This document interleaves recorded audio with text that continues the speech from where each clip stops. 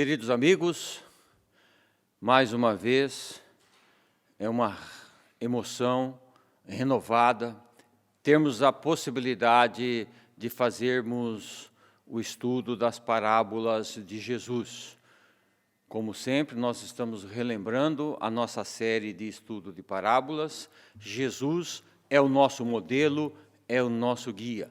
Daí a importância de nós conhecermos estes ensinamentos do nosso Mestre Jesus.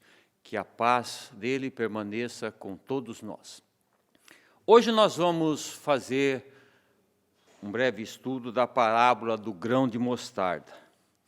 Por duas vezes, Jesus toma o grão de mostarda como comparação. A primeira oportunidade, ele compara ao reino dos céus.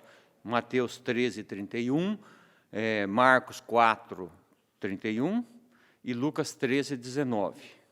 E a comparação do grão de mostarda com a fé, nós encontramos em Mateus 17, 20 e 17, 6. Para estudar, então, essa parábola do grão de mostarda, nós vamos dividir em duas partes o nosso estudo. No primeiro, que é o dia de hoje, nós vamos analisar o grão de mostarda e a fé. E no nosso próximo encontro, nós estudaremos o grão de mostarda e o reino de Deus. Então, nós vamos pegar as duas referências, Lucas e Mateus.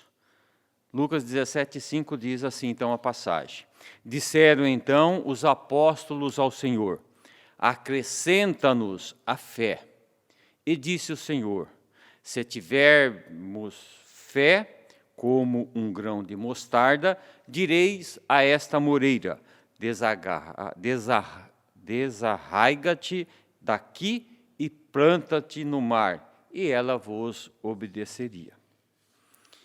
Em Mateus consta, quando ele veio ao encontro do povo, um homem se lhe aproximou e, lançando-se de joelho aos seus pés, disse, Senhor, tem piedade do meu filho, que é lunático e sofre muito, pois cai muitas vezes no fogo e muitas vezes na água. Apresentei-o aos teus discípulos, mas eles não o puderam curar. Jesus respondeu dizendo, ó raça incrédula e depravada, até quando estarei convosco? Até quando vos sofrerei? Trazei-me aqui este menino. E tendo Jesus ameaçado o demônio, este saiu do menino, que no mesmo instante ficou são. Os discípulos vieram então a ter com Jesus em particular e lhe perguntaram, por que não pudemos nós, outros, expulsar esse demônio? Respondeu-lhe Jesus, por causa da vossa incredulidade. Pois em verdade vos digo, se tiverdes a fé do tamanho de um grão de mostarda, direi a esta montanha, transporta-te para ali, e ela se transportaria, e nada vos seria impossível. Veja que interessante essa comparação de Jesus, porque na narrativa da Bíblia, a menor semente existente, era a semente da mostarda, e essa pequena semente se transforma em uma árvore. Naquela época, os conhecimentos que se tinham, era referente à agricultura dos palestinos. Não tinha, assim, uma extensão, uma grande exatidão científica. Uma semente de mostarda tem em torno de 2 milímetros. Um pé adulto de mostarda, ele chega até 3 metros. Hoje, a mostarda, ela é considerada não propriamente uma árvore, mas uma planta de horta. E os maiores produtores são o Nepal, o Canadá e a Rússia. Então, ele é como se fosse um arvoredo, da horta. A comparação, então, que Jesus faz nessa passagem. Como a menor semente, aquela minúscula semente, se transforma na maior árvore, na maior hortaliça. Uma semente de 2 milímetros se transforma num arvoredo de quase 3 metros de altura, né? Como essa transformação ocorre? Ora, quando essa minúscula semente ela é submetida a uma determinada luminosidade, a um determinado calor, a uma determinada umidade, esta semente inicia uma transformação. O germe contido dentro desta semente começa a se transformar, começa a crescer e se transforma em uma árvore. Mas esta semente só começa a germinar quando ele sofre essa ação, luminosidade, calor e umidade. Portanto, enquanto não existirem esses fatores, a semente continua parada. Por quanto tempo? Aí vai depender das condições surgirem para que ela possa germinar. E aí nós vemos a comparação, né, desse processo com a fé. Quando é que a fé vai germinar em nossos corações? Qual é o processo para que a fé comece a se transformar dentro de cada um de nós? Como na semente de mostarda, todos nós já temos o germe da fé dentro de cada um, mas ainda está adormecido. Então, quando nós, seres humanos, somos submetidos às circunstâncias da vida, a fé encontra o terreno propício para começar a germinar, da mesma forma que a semente. Quando nós somos deparados na vida, em diversas situações, as diversas circunstâncias, não importa que a nossa fé seja do tamanho de um grão de mostarda, ela pode iniciar o seu processo de transformação. E nesta transformação, a nossa fé pode virar uma árvore. E mais que isso de Jesus, a nossa fé pode transportar montanhas. Veja, dentro desse processo. Só que aqui nós temos que relembrar uma outra parábola de Jesus, que é a parábola do semeador, em que a semente é jogada em diferentes tipos de solo. Só que não nasce, não frutifica em todos os solos. Em um ela não nasce, outro ela nasce e não cria raiz, mas somente em um que ela frutifica. Ora, a semente era a mesma, jogado em diversos tipos de solos. O que isso significa? Que para produzir é necessário que o solo esteja preparado. E o solo da parábola do semeador são os diferentes tipos de corações. Aquele que está duro, a dureza, não recebe os ensinamentos, né, de Jesus. Aquele que está impermeável, por mais que ele receba informações, ele não se permite absorver esse conhecimento. Então, para que a gente possa produzir, não basta ter a boa semente, é necessário que o solo esteja preparado. E se o solo estiver duro, é necessário passar o arado. É necessário arar esse solo para que ele possa aceitar, receber a semente e frutificar. Ora, se a nossa fé está já em germe dentro de cada um, e nós não estamos conseguindo desenvolvê-la, é necessário arar o nosso solo, arar o nosso coração. E como é que a vida ara o nosso coração? Através dos diversos acontecimentos. Um desses acontecimentos chama-se dor. Quando a dor nos visita, remove essa terra do nosso coração. Existe uma frase que diz: a dor nos conduz ao amor. Porque no momento de dor, a gente reflete os objetivos da nossa vida.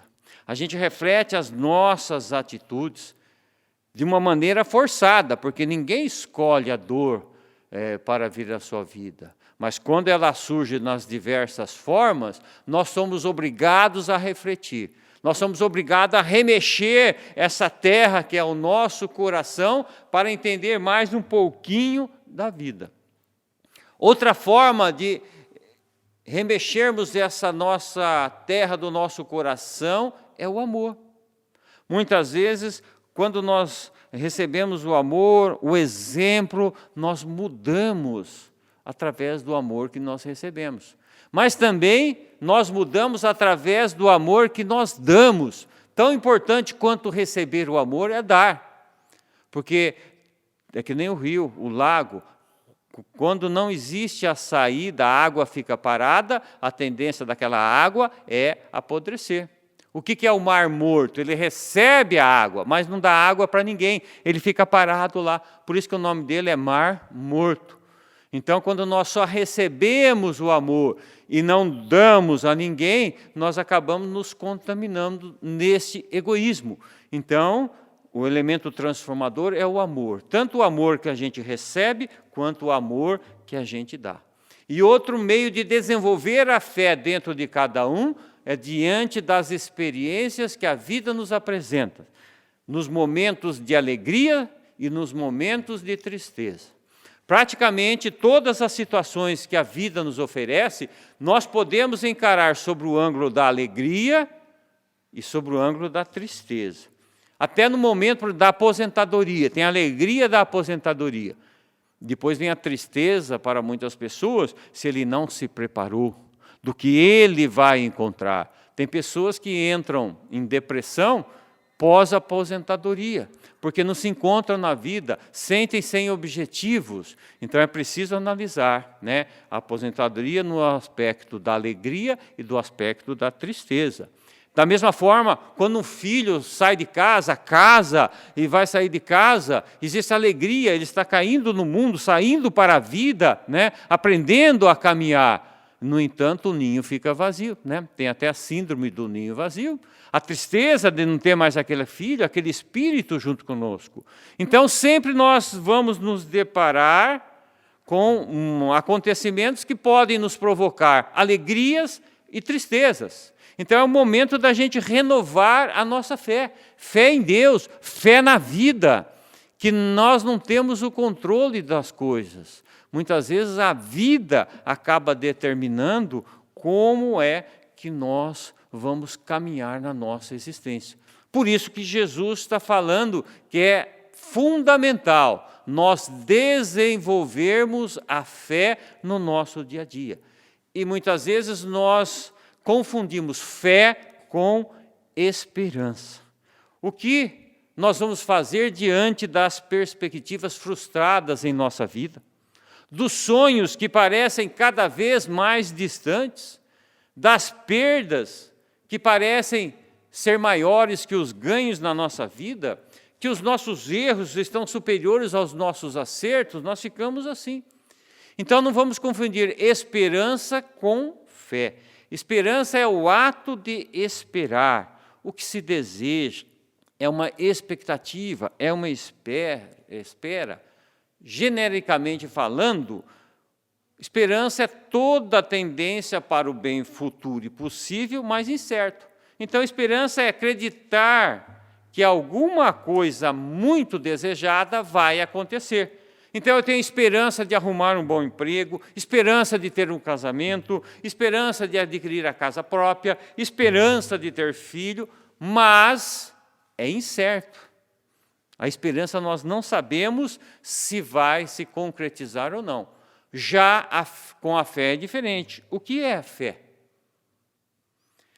Lembro-me de uma determinada passagem, estava eu com um grupo de pessoas espíritas, no dia de finados, distribuindo mensagem aqui no cemitério da Saudade.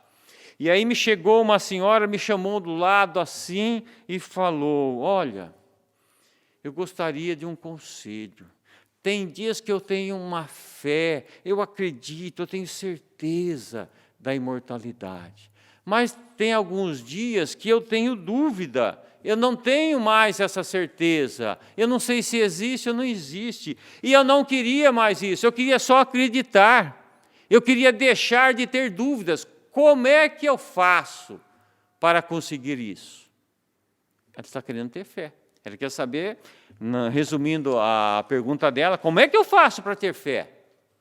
Né? Porque muitas vezes a gente pensa que ter fé tem a ver com religião.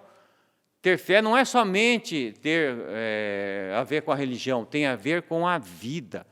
A fé pode ser uma crença religiosa, é a nossa convicção em determinada crença que nos relaciona o homem com a Deus, visando a nossa salvação. Então, a crença religiosa, nós vemos a pessoa falar assim, olha, de tanto sofrer, aquela pessoa perdeu a fé, não acredita mais nada. A crença religiosa é um conjunto de dogmas, né, de uma determinada doutrina que acaba constituindo um culto. Né? Então, nós vemos a fé muçulmana, a fé católica, cada um acreditando nos seus rituais e na sua doutrina. Fé, você pode ser também no sentido de confiança nas pessoas. Né? Eu tenho fé naquela pessoa, tudo que ele fala, ele realmente cumpre. Um documento pode ter fé pública, que significa esse documento está de acordo com a lei. Tem gente que age com má fé. O que é a má fé? É uma intenção dolosa. Tem gente que vem vender um bilhete premiado, a pessoa está com má fé. Então, a fé em si é quando nós entregamos em definitivo para alguma coisa. Emmanuel, no livro O Consolador, na pergunta 354, faz uma definição da fé. Ele diz, ter fé é guardar no coração a luminosa certeza em Deus, certeza que ultrapassou o âmbito da crença religiosa, fazendo o coração repousar numa energia constante de realização divina da personalidade. Conseguir a fé é alcançar a possibilidade de não mais dizer eu creio, mas afirmar eu sei, com todos os valores da razão, tocados pela luz do sentimento. Então, só para a gente poder exemplificar fé e esperança, nós podemos falar assim, eu tenho fé na imortalidade da alma. Então, não é que eu acredito na imortalidade da alma, eu tenho certeza da imortalidade. Mas, depois que eu morrer, eu gostaria de ir para o nosso lar. Então, você não sabe se você vai ou não para o nosso lar. Então, você tem fé na imortalidade e esperança de ir para o nosso lar. Você tem fé na reencarnação, você tem certeza, eu vou reencarnar, eu vou voltar nesse planeta aqui, numa nova existência depois dessa. E isso aí eu tenho fé. Mas eu gostaria de voltar no Brasil. Você tem, então, a esperança de voltar no Brasil, porque nem certo que você vai voltar, mas em que local, em que país, nós não sabemos. Eu tenho fé no casamento, né? Eu tenho esperança, já virei meu Santo Antônio de cabeça para baixo. Isso não é fé. Você tem fé no casamento, fala, não, eu vou casar. Nem que seja com qualquer um, mas eu vou casar. Opa, você tem fé, nessa vida você vai casar. Mas eu gostaria de casar com um bom partido. Então você tem fé que vai casar e esperança de encontrar um bom partido. A fé nunca deixa dúvidas. A esperança tem a incerteza. Nós não sabemos se ela ocorre ou não vai ocorrer na nossa vida. E na vida o que nós mais temos é incertezas, né? Nessas tribulações, nessas dificuldades. E sem ter o tripé da fé para nos apoiar, fica difícil nós conseguirmos paz em nossa vida. Então nós voltamos àquela pergunta daquela senhora. Como é que eu faço para conquistar essa fé? Que Jesus nos fala que basta ter uma fé do tamanho de um grão de mostarda, um tiquinho de fé. Se nós tivermos esse tiquinho de fé, nós já conseguimos realizar maravilhas, transportar montanhas. Então, tem gente que fica esperando, eu quero ter fé, achando que uma fé vai cair no seu colo. Não vai cair no nosso colo nenhuma fé. A fé tem que ser conquistada. Nós não conseguimos passar para alguém a fé, para o nosso filho, para o nosso irmão, seja lá quem for. A fé tem que ser uma conquista individual. A fé é algo que sai de dentro de nós para fora. Muitas vezes a pessoa chega e fala assim, prova para mim que Deus existe. Se você me provar, eu passo a ter fé. Não é alguém de fora que tem que provar. É você que tem que encontrar Deus, Deus na natureza, Deus na sua vida. Quem é pai vê o nascimento, a formação de uma criança, a maravilha que é o corpo humano, o funcionamento dos órgãos. Ali nós já vemos a existência de Deus. Então nós temos que ter essa sensibilidade. Nós é que temos que colocar em condições de sentir. Ninguém vai provar para nós que Deus existe. Depende da conduta de cada um. No Evangelho segundo o Espiritismo, capítulo 19, item 11, o Espírito Protetor José tem uma frase muito bonita. Ela diz assim: a fé é a mãe da esperança e da caridade, e filha do sentimento e da razão. Vou até repetir. A fé é a mãe da esperança e da caridade, e filha do sentimento e da razão. Para a nossa reflexão, essa frase. A fé, então, ela deve se constituir. Nós temos que construir a base da nossa fé num edifício de construções sólidas. Nós temos que saber o que nós queremos da vida, por que nós fazemos as coisas, e não fazer simplesmente numa ação repetitiva. Então, se eu venho à casa espírita, a um templo religioso, por que eu venho a um templo religioso? Se nós respondermos assim, todo mundo vai, porque lá é bom, porque nós precisamos ter uma religião. Nesses pensamentos você não vai construir nenhuma fé, porque você está indo pro forma. Você tem que ir a uma religião, um templo religioso, porque você aprende algo, você vai ter conhecimento sobre a vida, você vai se alimentar espiritualmente com esses novos conhecimentos, e não por uma ação repetitiva. Hoje é domingo, é dia de rezar. Então você tem que fazer esse ato. Se você age desta forma, não sabe por que faz as coisas, você pode ir 30 anos nesse templo religioso e você não vai crescer espiritualmente. André Luiz, no livro Opinião Espírita, no capítulo Examinemos a Nós Mesmos, capítulo 1, André Luiz diz: o espírita que não progride durante 3 anos sucessivos permanece estacionário. Veja o puxão de orelha. O espírita que não progride durante 3 anos sucessivos permanece estacionário. Então, muito cuidado com o que nós estamos fazendo. Como é que nós estamos conduzindo, a nossa fé, como nós estamos construindo. Porque a fé faz diferença na vida de qualquer pessoa. E Jesus termina a parábola falando assim: porque na verdade vos digo que se tivermos a fé como um grão de mostarda, direis a este monte, passa daqui para colar, e ele há de passar, e nada vos será impossível. Olha, aqui é um simbolismo que Jesus está usando. Ele não está falando que ninguém, se tiver fé, vai começar a mudar montes de lugar. Ele está usando um simbolismo. Jesus está falando, se nós tivermos a fé do tamanho de um grão de mostarda, um tiquinho só de fé, nós teremos capacidade de mover as montanhas. Mas ele diz, nós somos descrentes nos momentos difíceis. Ter fé quando vai tudo bem é uma coisa, mas ter fé quando nós temos a dificuldade na nossa vida é outra coisa. Quando nós temos a montanha dos problemas, nós temos as montanhas das limitações, aí a coisa é diferente.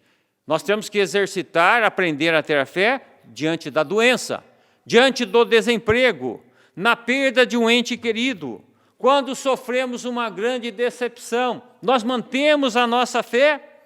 Quando recebemos uma ingratidão, quantas vezes nós ouvimos uma pessoa falar assim, eu perdi a fé nas pessoas, eu perdi a fé na humanidade, porque não trabalhou a fé. O que Jesus está falando é que nós precisamos, nos momentos de dificuldades, renovar a nossa fé.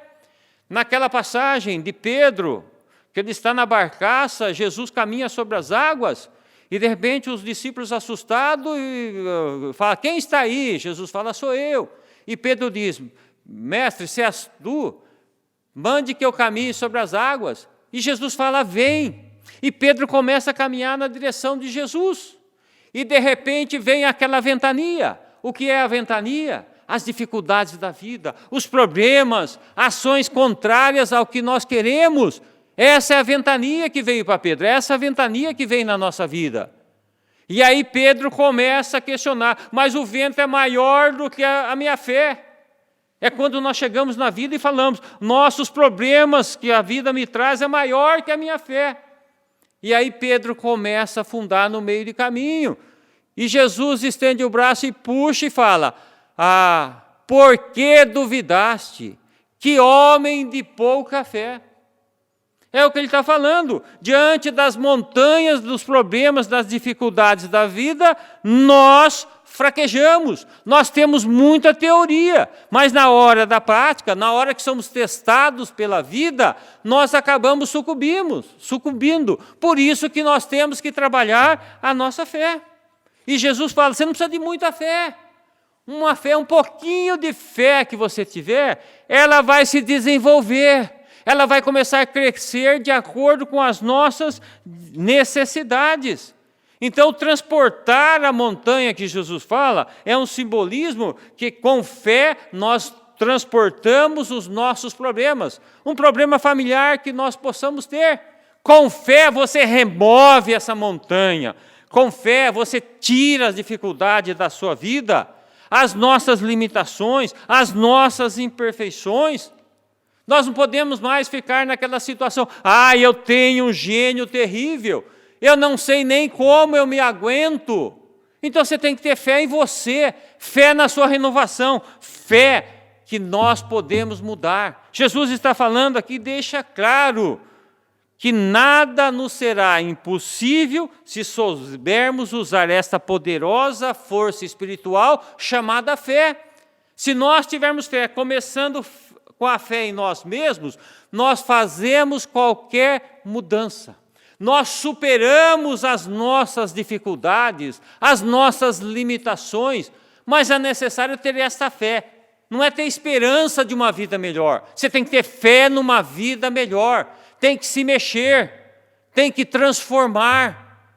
Quem não tem fé não consegue transformar nada, não consegue transformar a sua vida, os momentos de dificuldades. É isso que Jesus está falando com a comparação do grão de mostarda.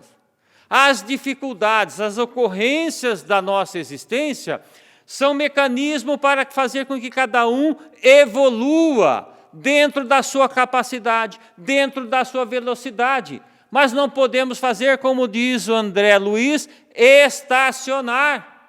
A pandemia é o momento de nós vivenciarmos a nossa fé.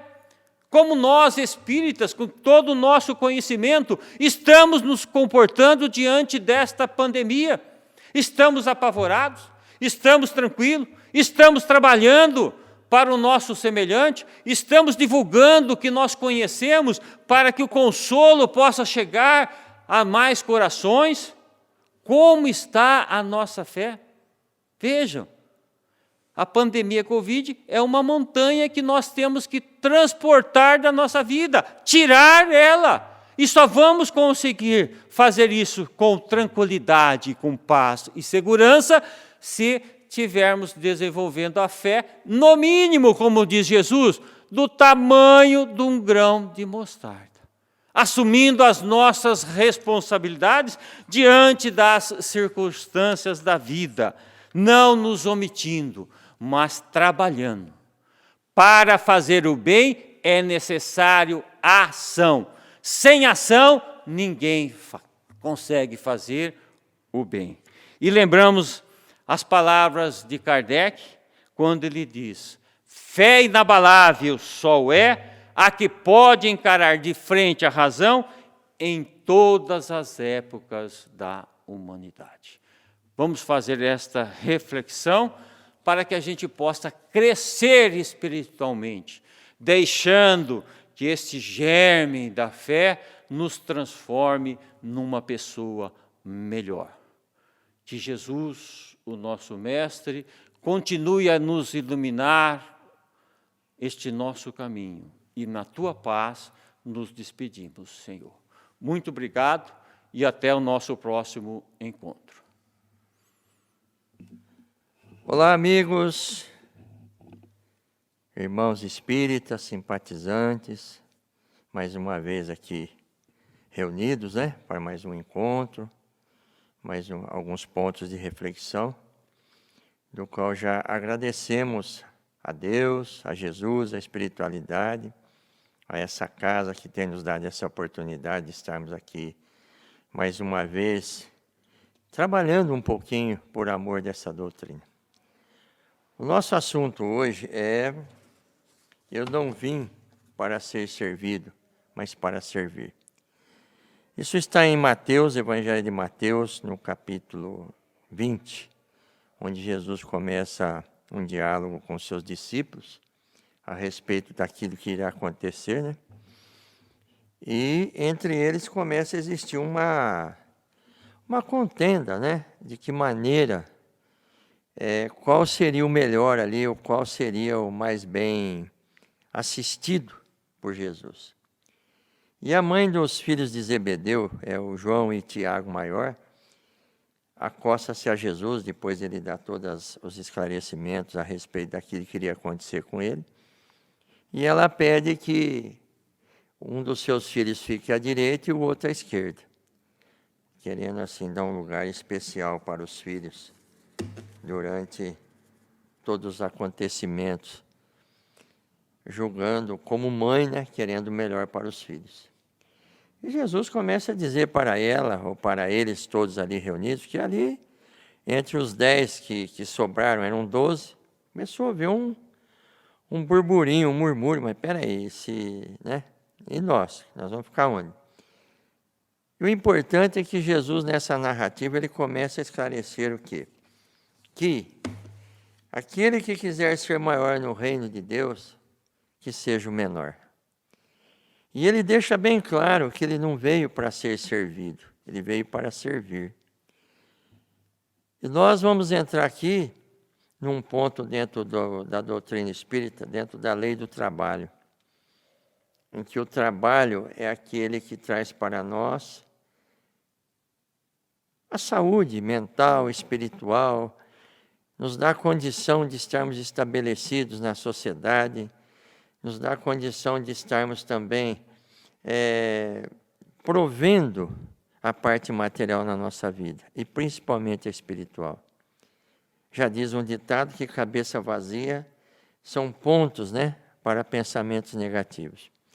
E dentro da lei do trabalho, diz assim a lei do trabalho para nós: o trabalho é uma necessidade não só do corpo material, mas sobretudo do espírito. E é através dele que o homem expia suas imperfeições e aperfeiçoa sua inteligência. Mas quanto menos materiais são as necessidades, menos material é o trabalho. Nada na natureza é inativo ou inútil. Então agora nós vamos entrar aqui nas nossas reflexões. Está bem claro para nós, dentro da lei do trabalho, a necessidade que nós temos de trabalhar. E dentro da Bíblia, dentro do início lá de Adão e Eva, considerado um dos castigos, vamos dizer assim, dado por Deus, é que o homem ganharia o seu pão através do suor do seu rosto. Então nós vemos várias disparidades aí que na verdade o Espiritismo vem nos esclarecer o quanto é importante o trabalho para nós. Eu trabalho, meu pai trabalha sempre e eu trabalho também, disse Jesus. Então, nosso Pai, o Deus, acima de tudo, espiritualidade maior, trabalha. E Jesus trabalha também. Ou temos alguma dúvida com relação a isso? E Jesus, chamando-os para junto de si, disse: bem sabeis que pelos príncipes dos gentios são esses dominados, e que os grandes exercem autoridade sobre eles. Quer dizer, sempre tem alguém sobrepujando, acima, diminuindo ou tendo alguém sob a sua retaguarda, tendo a sua responsabilidade. Ou são pessoas que têm a caridade no coração, ou são pessoas que, na verdade, colocam as pessoas sob o seu jugo, trazendo julgos pesados. Então, Jesus quer dizer o que para nós? Que ele não tem autoridade. Ele não é autoridade. Que ele veio para servir. E nós olhamos no Evangelho, em todos os pontos, o quanto Jesus nos serviu. E nos serve até hoje, através do seu Evangelho. Nós temos sempre em mente que o trabalhar do Mestre na nossa vida ele é constante. Não há em nós dúvida de que o quanto nós necessitamos da misericórdia de Deus. E fica bem claro para nós aqui que o trabalhar de Deus na nossa vida, ou o trabalhar de Deus nesse mundo, nessa grandiosidade galáctica, é infinita. Em que Deus coloca as suas leis a nosso dispor, onde cada um de nós vai se encaixando ou entendendo as leis de Deus, e dentro dessas leis maravilhosas, a pungência da lei do trabalho, nos dando inteligência, nos desenvolvendo, e uma forma de expiação. Tiremos de lado a palavra castigo. Não. Estamos trabalhando, estamos expiando. E muitos de nós, às vezes, passa por dificuldades. Às vezes, acha que o trabalho está pesado, está árduo, né? E nós temos que, de manhã, refletir e à noite também agradecer por um dia de trabalho. Não está em nós revoltas, de forma nenhuma. Estou revoltado, tenho trabalhado tanto. Muito bem. Chegará o tempo em que esse trabalho nos trará um resultado. Não estamos aqui falando de aposentadoria. Estamos falando de resultado para a alma. Na verdade, a sensação de bem-estar, a sensação de ter construído alguma coisa, a sensação de ter vencido etapas na vida. E é isso que nós precisamos. Meu pai trabalha, sempre trabalha, e eu trabalho até hoje. Então nós vamos entender que em cada encontro que o mestre tinha com os necessitados, ele sempre se colocava à disposição. O que queres que te faça? O que queres que te faça? Queres estar são? Né? Queres estar são? Senhor, mas não tem ninguém que me coloca no tanque. Toma a tua cama e anda. Não é? Então ele sempre se colocava à disposição de alguém. O que queres que te faça? Que eu veja, bom mestre, que eu veja. Sempre Jesus trabalhando na vida daqueles que, enquanto ele estava aqui na terra, na matéria, sempre trabalhando em prol daqueles que o procuravam ou que cruzavam o seu caminho, em que ele, na verdade, detectava nos corações a necessidade, o desejo daquele encontro com ele, ele sempre estava à disposição. O que queres que te faça? Que eu veja, bom mestre. E o importante para nós desse trabalhar de Jesus é, na verdade, o quanto ele respeita nosso livre-arbítrio, o quanto ele respeita os nossos sentimentos. Vamos nós analisar se tivéssemos um encontro com Jesus nesse momento. Como seria esse encontro? Né? Por isso, nós precisamos estar sempre com o nosso coração aberto para a visitação do Mestre. Não tenhamos dúvida que o quanto é importante, no final do dia, nós temos um particular com Jesus. Assim como Jesus, sempre no final da sua jornada, reunia os discípulos, sentava em volta dele, né? Vamos imaginar assim, e ali eles tinham aquela troca de ideias sanando as dúvidas, enfim. E Jesus sempre buscava levar os seus discípulos à oração. A oração é importante, não é? O trabalhar do Mestre na nossa vida. Mas o louvor a Deus, cada um dentro do seu entendimento, cada um dentro da sua capacidade de entender o que é esse trabalhar diante de Deus. Mas eu louvo a Deus. Tá bom, ótimo. Mas o louvor principal ao Pai é o trabalho. É o trabalho, não só o material. Sair de manhã, bater o cartão, voltar à tarde, bater o cartão. Importante. Isso dignifica o homem. Isso significa o homem que eu digo, aquele ser humano, a mulher, aqueles que trabalham. Porque hoje as mulheres estão trabalhando também. Além de trabalhar na sua jornada dupla, né? Está aqui os parabéns às mulheres que vencem fora de casa e dentro de casa também. Então, nós estamos vendo o trabalhar. E esse trabalhar que nós estamos falando também não é só o material, mas principalmente o espiritual. E o que é esse trabalhar espiritual? É ter sempre em mente os ensinamentos de Jesus e a cada momento, quando houver possibilidade, é nos dispormos a fazer o bem. A importância de fazermos o bem.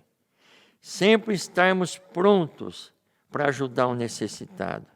Sempre estarmos atentos a olhar para o nosso irmão, para o nosso vizinho, para o nosso parente, para aquele que está em volta de nós precisando, às vezes, de um simples encontro, de um simples bate-papo. Na verdade, hoje, pelo distanciamento, temos um pouco de dificuldade, mas obedecendo às regras, nós podemos sim. Às vezes, dialogar com alguém, conversar, trocar uma ideia. Não é? Não somos conselheiros, não precisamos disso, mas sempre é bom ouvir um desabafo, sempre é bom trocar uma ideia. Isso faz parte. O importante também é que Jesus continua aqui. E qualquer de entre vós quiser ser o primeiro, seja o vosso servo. Bem como o Filho do Homem não veio para ser servido, mas para servir, e para dar a sua vida em resgate de muitos. Olha a importância. Jesus veio para nos salvar. Realmente, ele veio nos mostrar o caminho. Eu sou o caminho, a verdade e a vida. Ninguém vai ao Pai senão por mim. Quer dizer, ninguém vai ao Pai se não seguir Jesus como guia e modelo, dentro das suas obras, dentro da dimensão da capacidade do seu amor, né? Da sua tolerância, da sua benevolência. Deus coloca para nós a grandiosidade da vida. E ainda está uns narrativos, existem narrativos que no sexto dia Deus trabalhou 6 dias e descansou no 7º. Deus não precisa descansar. Ele não tem a fadiga carnal que nós temos, não é? Mas está mencionado como uma alegoria na Bíblia, né, que Deus trabalhou. Fez a expansão das águas, criou o homem, criou a mulher, está tudo ali, narrado em formas de alegorias, né? Nós conhecemos na Gênese de Kardec, todos esses esclarecimentos, esses pontos, né? Que nos traz todo histórico dentro do Espiritismo da realidade. Então, nós precisamos entender que Deus, Ele nos colocou, nos servindo, Ele nos colocou numa situação em que nós temos a capacidade de trabalho, nós temos a vida, nós temos esse fôlego de vida, e não podemos de forma nenhuma, muitas das vezes, nos sentirmos deprimidos, abandonados, principalmente revoltados. Precisamos trabalhar sempre com amor. sempre honrando a porta que Deus abriu para nós. Nós temos como cristãos honrar sempre a porta que Deus deu para nós. Trabalhar com amor, trabalhar com afinco, trabalhar com respeito. Por quê? Quanto mais nós trabalhamos com dedicação, com sinceridade, com amor, mais o nosso trabalho ele tem um fruto. Todo esse amor, toda essa dedicação nossa ao nosso trabalho vai reverter aonde? No nosso salário. Por quê? O nosso salário ele vem de uma forma saudável na nossa mão. E dá a impressão que ele se multiplica. Vamos usar um termo bem simplório, ele rende. Por quê? Porque ele vem de uma forma, vamos dizer assim, abençoada. Porque nós trabalhamos, nós nos dedicamos com amor. Não estamos falando aqui em puxa-saquismo, de forma nenhuma. Porque o trabalhar, estando na frente do chefe, do patrão, ou estando à parte, a nossa sinceridade tem que ser a mesma. É aí que está a dignidade. Estamos falando no ponto material. Iremos entrar no ponto espiritual. E servir sempre. Estar sempre vibrando por alguém, orando por alguém, se dedicando a essa doutrina. Se dedicando como? Se dedicando. Lembrando sempre que nós temos nossos irmãos necessitados. Uma cesta básica, né? Sempre lembrando que as campanhas que a casa tem para atender os necessitados, o direcionamento que a casa leva aos necessitados é muito importante. É um trabalho específico da casa. Então, nós temos que estar se dedicando. Então, o servir, esse servir, é estarmos sempre humildes, indulgentes, né, benevolentes para com todos. Na nossa casa, estarmos sempre prontos a atender, a ouvir os nossos filhos, as necessidades dos nossos filhos. Vai para lá, menino, não tem tempo. Não. Dedicarmos, tirarmos o nosso tempo para dar atenção. Às vezes a criança, para ela, é um problema tão grande, tão sério, e uma atenção que nós damos para eles já vai resolver. É um trabalho? É um trabalho. Porque não só pelo fato de ser nossos filhos, mas são principalmente filhos de Deus. São espíritos que nos foram colocados na nossa responsabilidade. Então nós temos esse trabalho. Nós precisamos ter essa dedicação para que, trazendo o nosso lar em paz, em ordem, faz parte do nosso trabalho, faz parte da nossa dedicação. E saindo eles de Jericó, seguiu uma grande multidão, quer dizer, multidão sempre acompanhando Jesus, né? Uma multidão de necessitados, uma multidão de curiosos, uma multidão de maldosos, né, querendo pegar o mestre em algum ponto que viesse a ser acusado, e uma multidão de ociosos. Enfim, era uma multidão.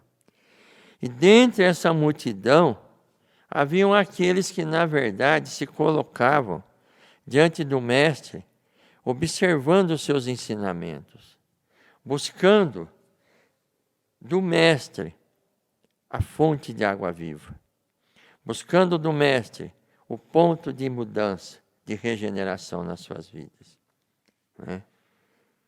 E o mestre sempre pronto a servir.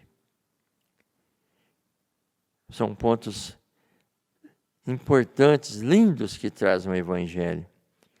Uma mulher há 12 anos enferma, né, com uma hemorragia, foi empurrando aquela multidão, essa mesma multidão, empurra, até que em determinado ponto ela foi tocando na orla dos vestidos, até que em determinado ponto ela tocou na hora do vestido do mestre. Alguém me tocou. Como assim, mestre? Alguém te tocou? Essa multidão te oprime e o senhor quer saber quem te tocou? Alguém me tocou porque de mim saiu virtude. Vejam bem, né? Pelo esforço dela, pelo trabalho dela, pela dedicação dela, ela conseguiu alcançar a orla do vestido do mestre e conseguiu alcançar a sua libertação. E o que nós precisamos entender que essa virtude estaria nas suas vestimentas, essa virtude, essa energia tão gloriosa está entre nós. Basta para nós buscarmos, nos dedicarmos, enfrentarmos essa multidão que muitas das vezes quer tirar de nós as forças. Multidão de dúvida, de desânimo. O desânimo é uma gangrena espiritual. Por isso temos que ter cuidado para não desanimar, perseverar nas provas, nas situações, empurrando essa multidão de dúvidas. Né? Questionamentos não, porque precisamos fazer questionamentos. Agora precisamos também estar preparados para as respostas que vêm desses questionamentos na nossa vida. E as respostas desses questionamentos, elas não vêm aos nossos ouvidos, elas vêm através do nosso dia a dia, através daquilo que vai aparecendo na nossa vida, através de prova, através de momentos felizes, através de momentos em que nós precisamos ter paciência, humildade. Então, essas respostas a esses questionamentos, eles vêm em forma de ensinamentos. Então, irmãos, esse nosso trabalho ele é constante. É um trabalho firme, é um trabalho com fé, né? É um trabalho em que nós precisamos, em nós, termos essa fé como um grão de mostarda, em que dará uma árvore frondosa, mas que essa fé venha a ser estabelecida na nossa vida, não é? Regada com lágrima, uma terra fértil, ela sempre desenvolve a sua semente. Nós precisamos estar sempre adubando a nossa terra espiritual, através de oração, através da nossa dedicação. E eis que 2 cegos, assentados junto do caminho, ouvindo que Jesus passava, clamaram dizendo: Jesus, filho de Davi, tem misericórdia de nós. Aqui existe uma divergência. Em um evangelho diz que há um cego, aqui fala em 2. Mas, enfim, cada um narra segundo a sua visão. Tá? Não importa se é um, se são 2, mas eles clamavam a Jesus. E a multidão os repreendia para que se calassem. Eles, porém, cada vez mais clamavam, dizendo: Senhor, filho de Davi, tem misericórdia de nós. E Jesus, parando, chamou-os e disse: Que quereis que vos faça?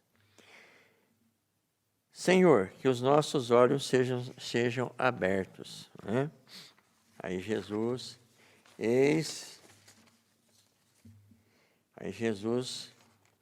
Então Jesus, movido de íntima compaixão, tocou-lhes os olhos, e logo seus olhos viram, e eles o seguiram, movido de íntima compaixão.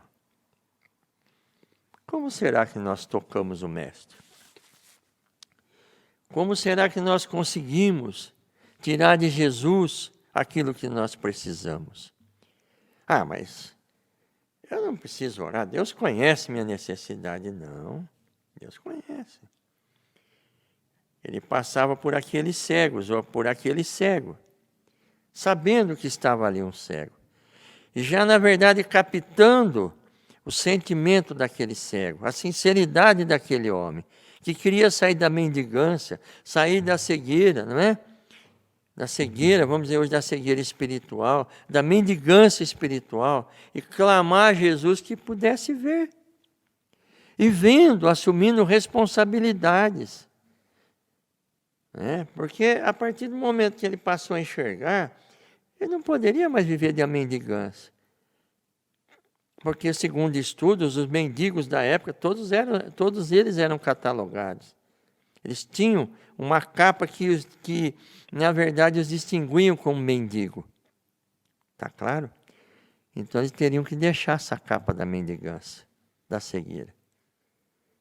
Jesus, filho de Davi, tem misericórdia de nós. E como será que nós tocamos em Jesus? Como será que nós buscamos Jesus? Clamando? Sim, clamando. Mas também tendo em nós o desejo de enxergar. O desejo de sair da mendigância espiritual. O que é uma mendigância espiritual? É viver de qualquer maneira. Sem buscar um aprendizado, sem buscar luz, sem buscar entendimento. Estar acomodado no erro. Eu sou assim mesmo. Não, precisamos mudar. Precisamos buscar. E nós entendemos aqui o quê? O quanto Jesus vem servindo. O quanto Ele serve. Ele está para ser servido. E um dos pontos em que Jesus também, finalizando, lavava os pés dos discípulos. Foi lavando, enxugando. E Pedro, então, sempre o Pedro, sempre aquele, sempre aquela, mas sempre sincero. Pedro era um homem muito bronco, mas sempre ele tinha sinceridade em si. Não, Senhor, o Senhor não vai lavar meus pés, não. Eu que tenho que lavar o seu. Pedro, se eu não lavar os teus pés, você não tem parte comigo. Exemplificando o que para os discípulos? O quanto nós precisamos, através dos nossos exemplos, mostrar o caminho, mostrar o Evangelho, mostrar a luz de Deus na nossa vida. Não com palavras, não com pregações mirabolantes, mas com exemplo, com amor ao próximo, com dedicação, com respeito. Ô vizinho, tudo bem? Tudo bom? Esse vizinho é chato, esquece. É um vizinho, está ali do nosso lado.